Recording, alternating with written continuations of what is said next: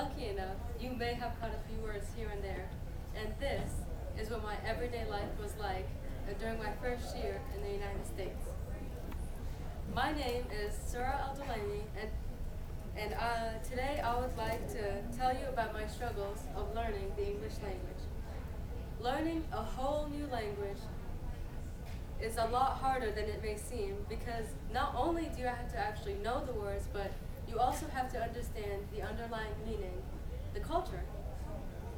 Learning at an appropriate pace was really difficult because because I used to think that, oh, I have to learn all this stuff, and it would stress me out, but I realized that I could just go one by one and slowly over time.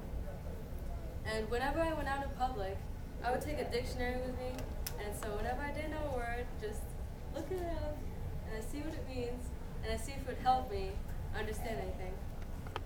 And I also was placed into ESL classes, which were short for English as a second language, and I thought those were completely useless though, because I didn't want to learn the difference between new and new. One has a K, one didn't. And I didn't want to learn about all the different colors and the grammar, but I wanted to start by learning conversations that I could actually relate to my daily life. And that's not what I learned. And although that was hard enough, I also had to learn about the whole culture and all the slang that came with it.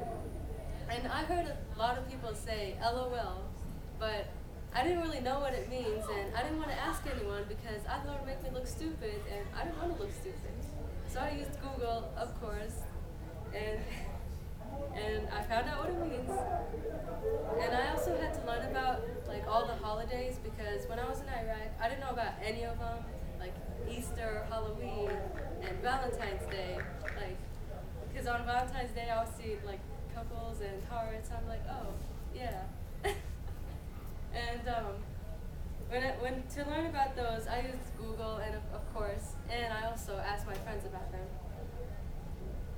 Now, as you can see, all of this would have been a lot to take in as a 10-year-old child that doesn't know anything about anything, but the struggle period eventually passed and I became more comfortable with the language. When I look back at those times, I sometimes think of them as silly because I didn't know anything about anything, and I didn't know anything that actually comes naturally to me now.